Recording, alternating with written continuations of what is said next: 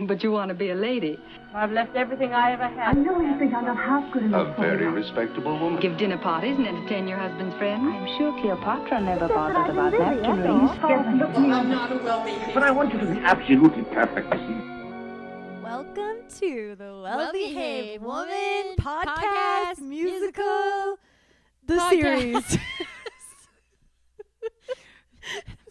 Research episodes. Well, this is the intro episode. This is an intro episode. Intro episode. The very first episode you've ever heard. Wow. Not for us because we've been filming all day. But this is the for first episode you. you're ever going to hear. Ooh. So it's pretty big. It's pretty exciting. Yeah. I'm Robyn, And I'm Katrina. and we are sisters. Yeah, can you tell? Do we look the same? If you're just listening online, imagine we don't look the same. We kind of do. I don't know. Depends on what color our hair is. That's true. But yeah, so we are writing a musical, We are. a Mennonite musical, A Mennonite Women musical. a Mennonite Woman musical, and we're gonna tell you about it. Yeah. If you don't know what it is, this is an intro episode. If you know everything about our project, you can skip ahead. Don't listen to this first one, but or do, because actually we're gonna have some We're good. going to have cool things. You should listen. Do listen, okay? Yeah, listen in. But first, we wanted to give ourselves a little intro of who we are. Yeah. So, Robyn, will you tell me a little bit about who you are if I had never met you before? Well, you see, I think, therefore. Wow, so deep. Yeah, I know. Okay, no. I am Robyn, 32, live in Vancouver, the downtown east side.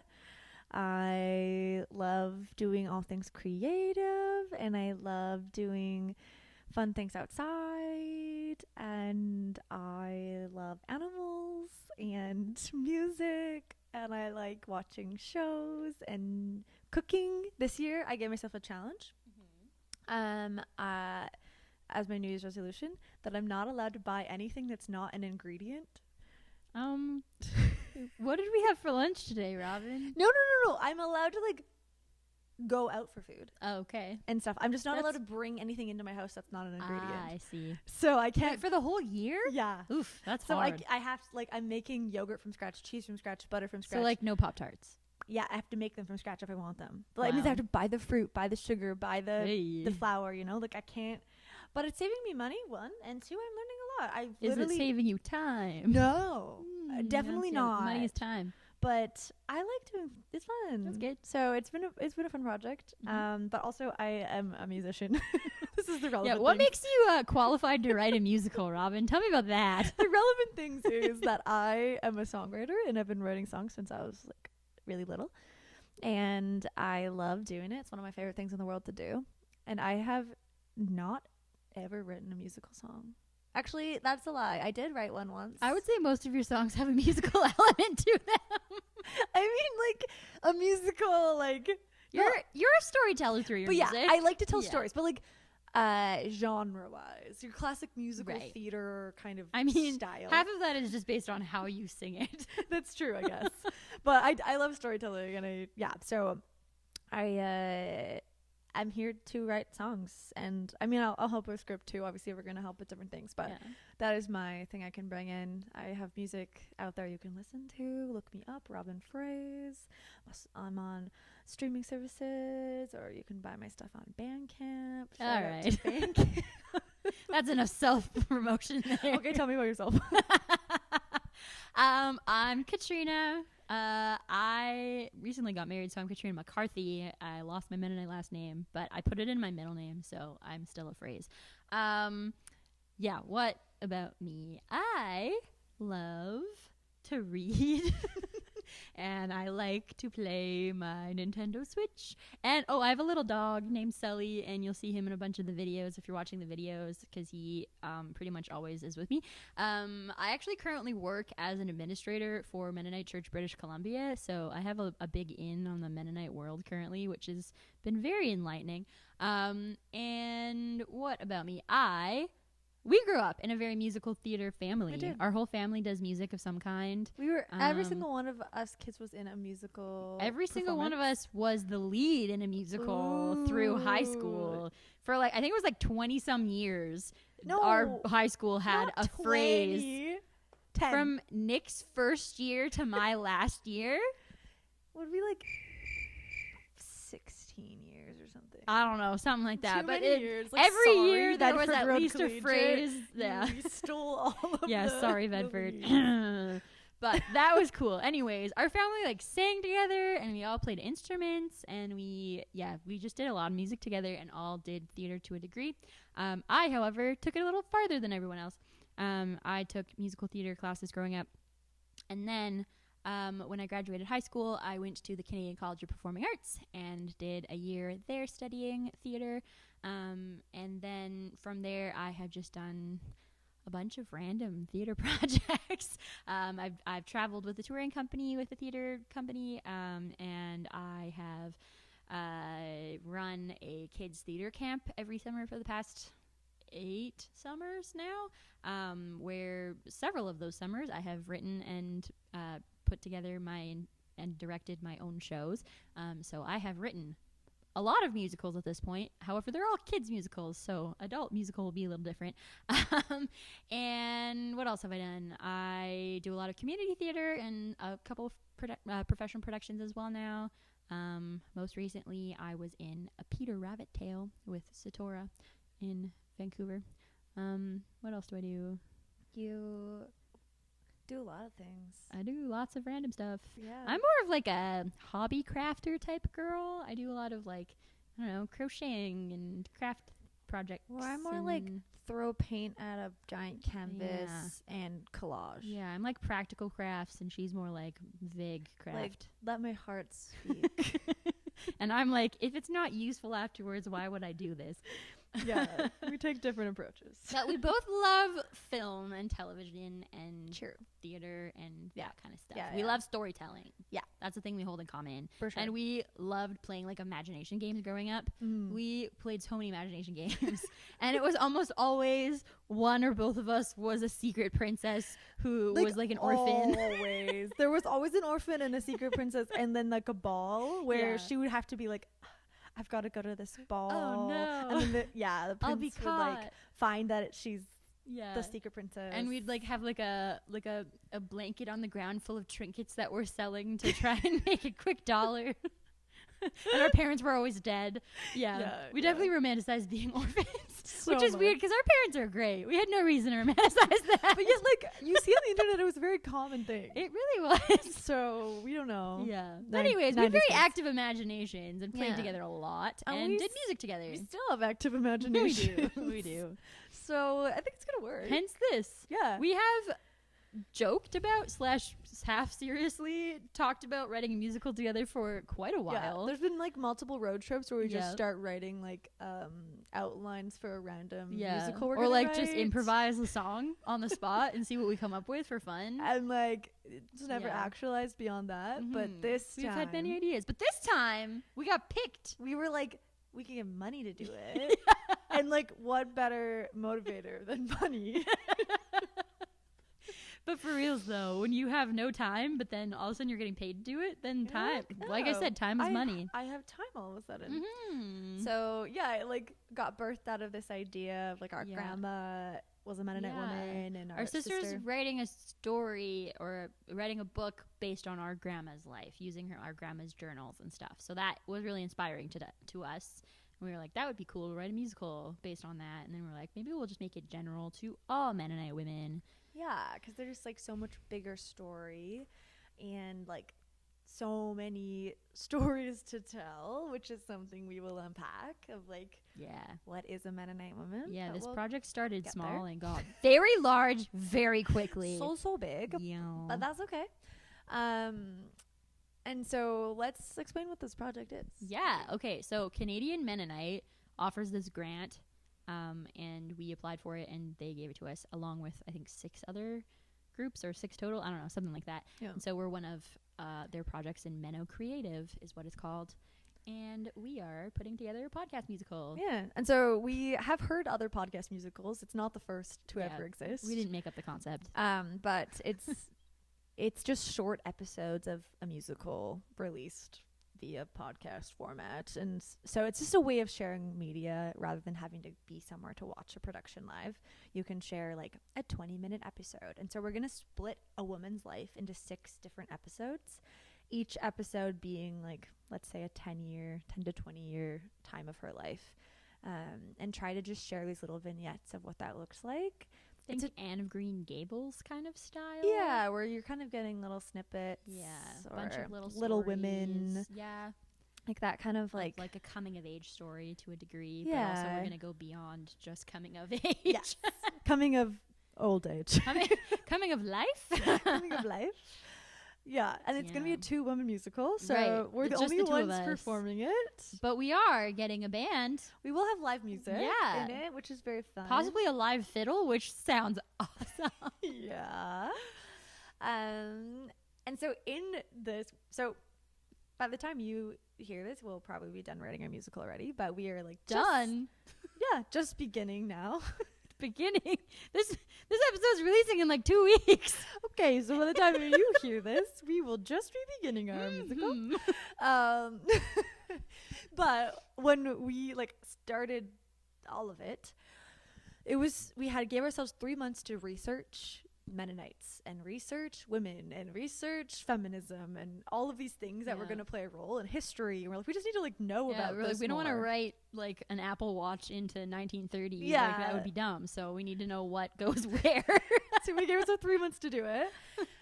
As we began, we were like, okay, well, we want to interview people because that's a great way to learn rather than just reading People know things. stuff. People got It's stuff true. to tell us. Mhm.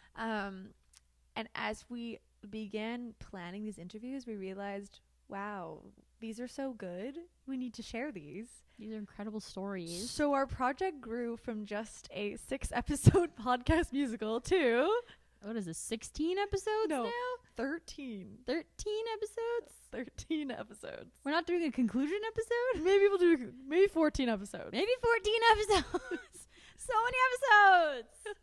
We got so many interviews of so many different people and so many people telling us more things to interview. And we didn't even get to all the ones we wanted to. Yeah. But we had to cut it off eventually. So we didn't interview everyone we wanted to. But yeah, there's like so much information and so much like depth of information too. So we split those interviews up Mhm. into the equivalent of these 6 episodes of the musical. So The we're life going stages. So we're having 6 Mhm. episodes after this one, the intro episode. We have 6 episodes of this research that we've done, and so we would split up in one interview or like different interviews into these stages of life. Yeah. We asked several questions to every person, and then whatever question applied to whatever theme it was, we put it there.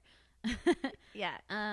But one question that kind of popped up after maybe our second or third interview, all of a sudden we realized this is what we're really trying to ask here. It was right at the beginning, the first interview. I don't think it was the first interview. You just said the question different, but it was the very first. Okay. Anyway. Well, anyways, early on, the question is, what is a Mennonite woman? This question has really haunted us.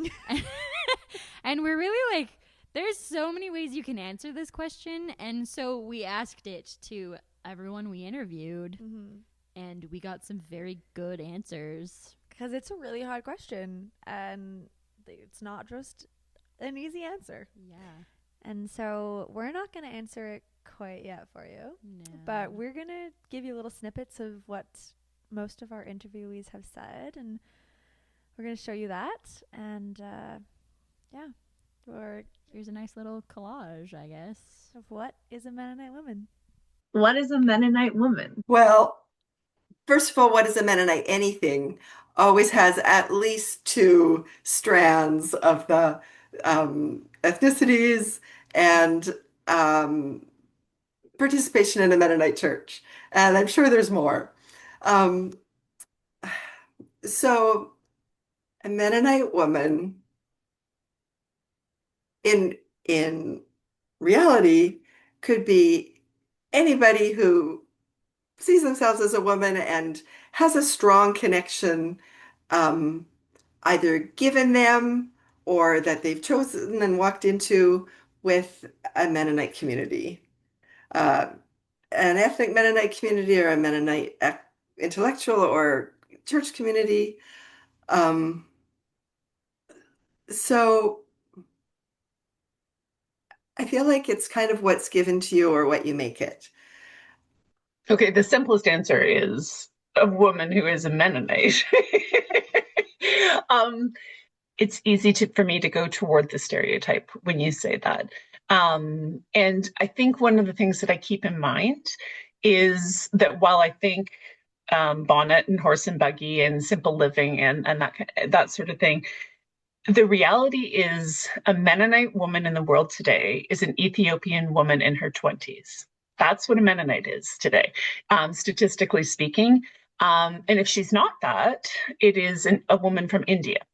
Those are the two, and to my knowledge, neither of those are wearing bonnets or eating pasca or eating like doing the kinds of things that are cultural.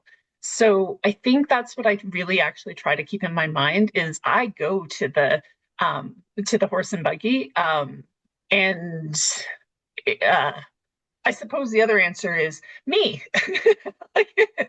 What is a Mennonite woman? Like that's how I identify. And so maybe I do go back to my sort of flippant answer of it's a woman who identifies as Mennonite.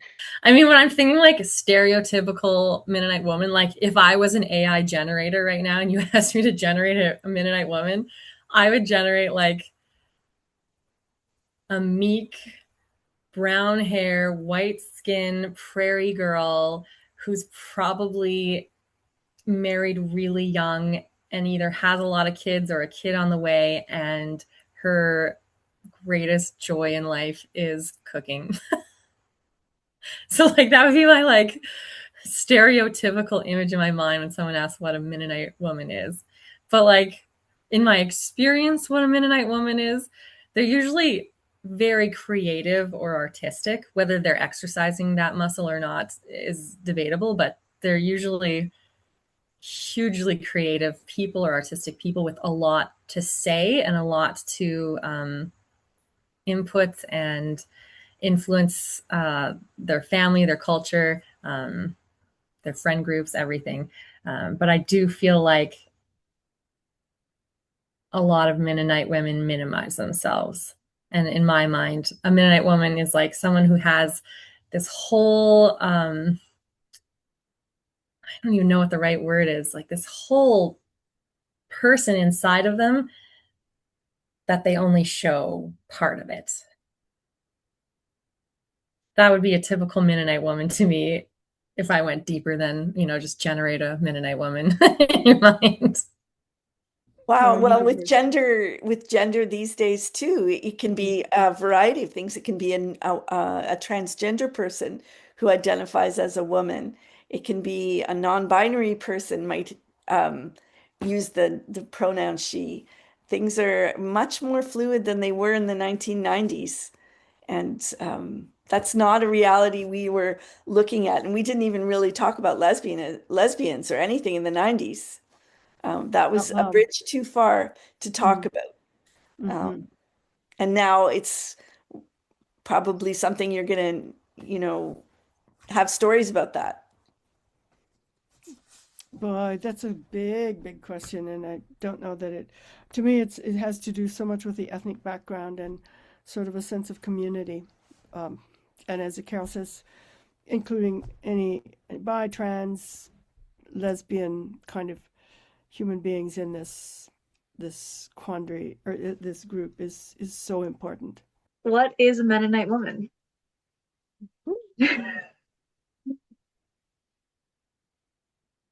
I think any woman who ascribes to a Mennonite church, I would say, like that to me would be the purest form.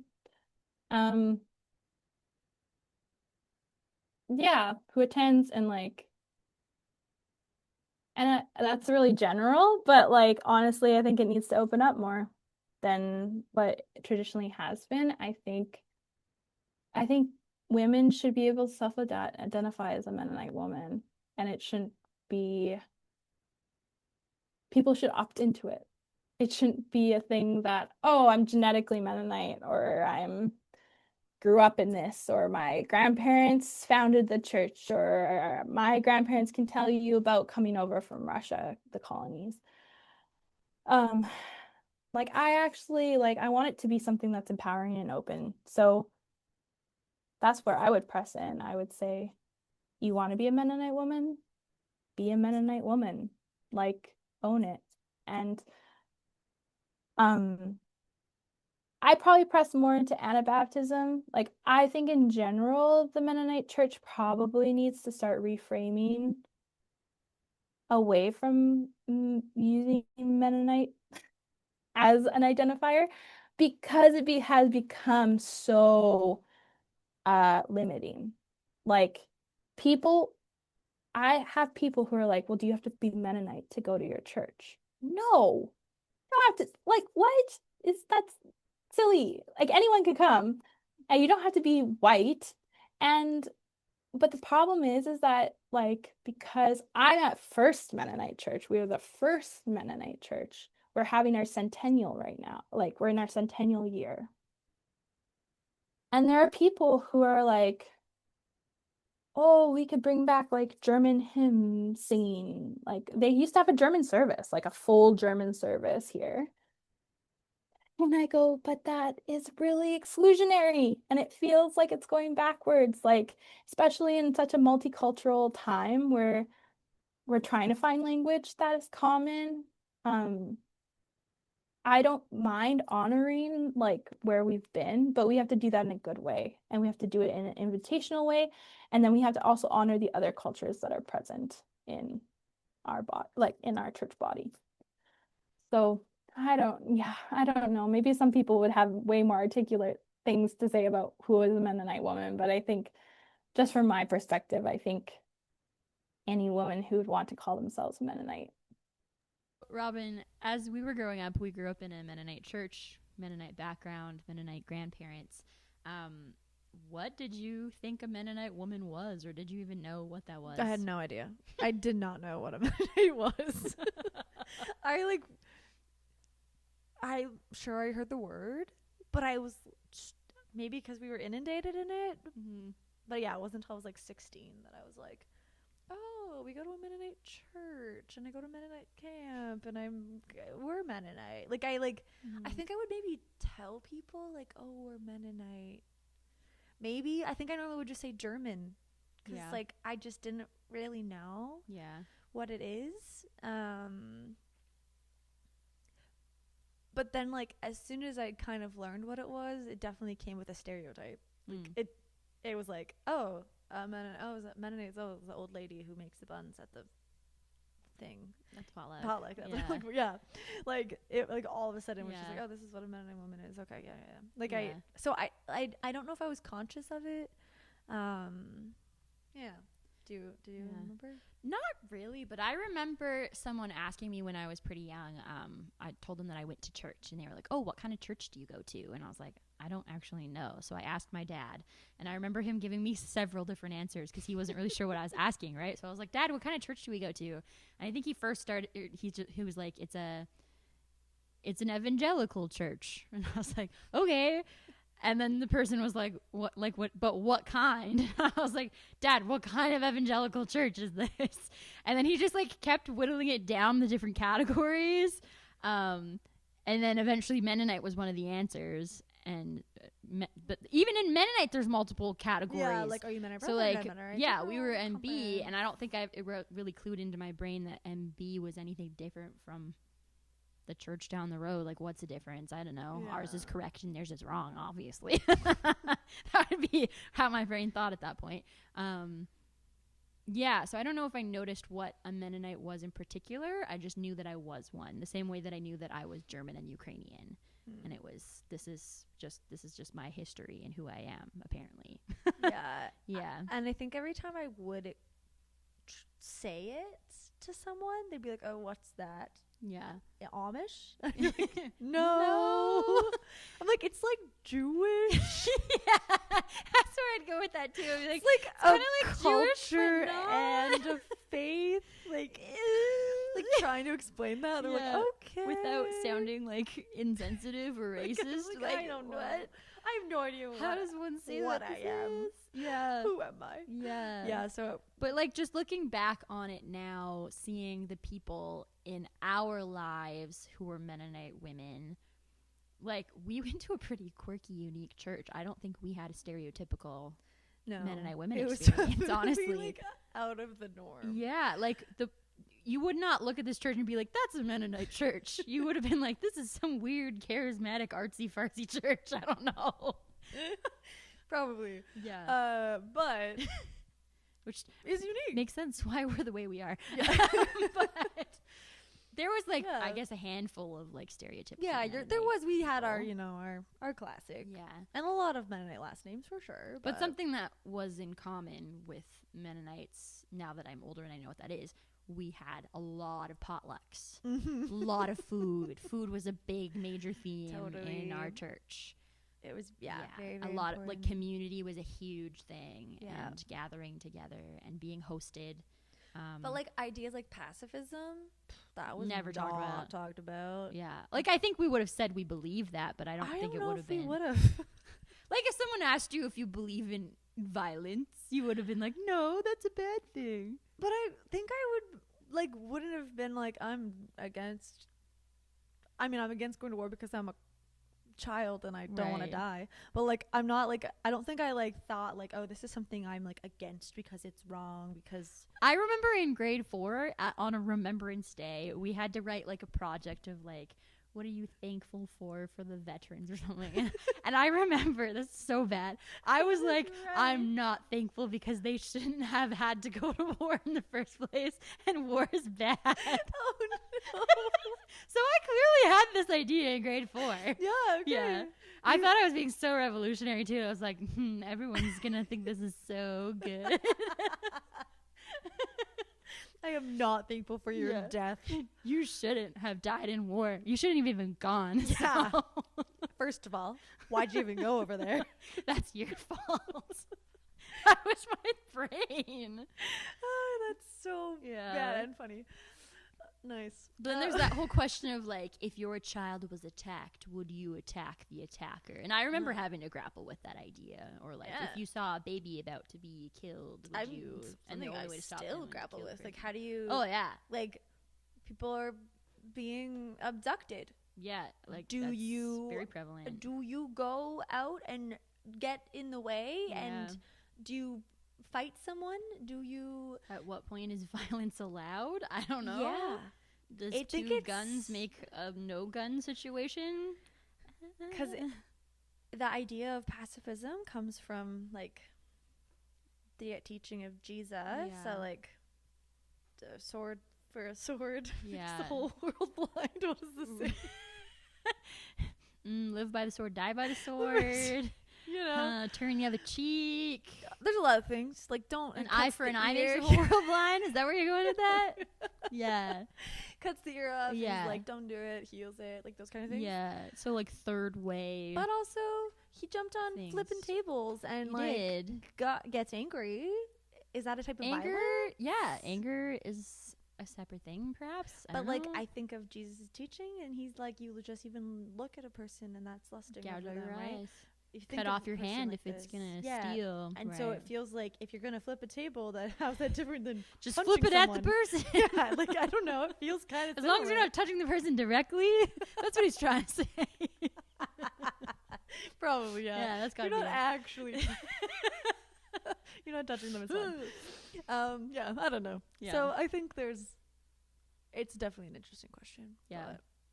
Anyways. Yeah. Who are we? We're not Theo Bros. We're not Jesus. No, we're not Jesus.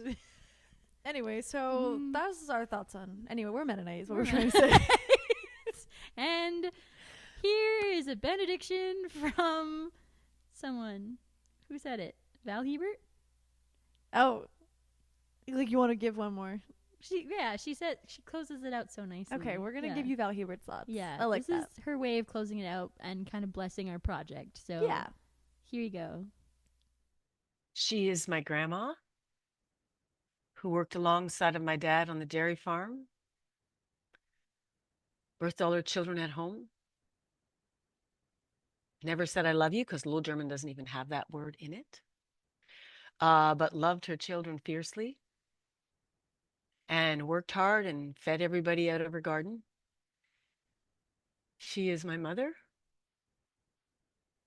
who loves us with her hands, with all the sewing and the baking and the buns that get sent home and the meals that get made and the cuddles for all the little people and the constant welcome. Just that constant welcome mat, that constant need to gather. And not just her family, but the people who suddenly don't have a place to say, come, come, come be with us. Me, who's invented her own version of the Mennonite woman, compared to my grandma and my mom, in that I gave myself voice in places where they didn't have voice. But I also make a lot of food. I also cuddle a lot of little ones. I also lay out that welcome mat that says, come, come, come and be. Come and be with us. Let us feed you. Let us keep you warm. Let's give you a bath. What do you need? That feels, I just feel like I was trained into all of that by my grandmother and my mother. And it's my granddaughter, Nora, who's 6 years old now. And who reads stories with me about Mother God. And who joins me to say goodnight to the sun and thank her for feeding us and lighting our way during the day. Living inside this little homestead where one day she's going to say, what, your grandma doesn't live where you live? What? This is not how other people do it? But we'll live inside of all those, what I think are strong, grand traditions that have been carved out, nurtured, and held firm by generations of Mennonite women. The power of the Mennonite woman to create a circle of love is astronomical, I think.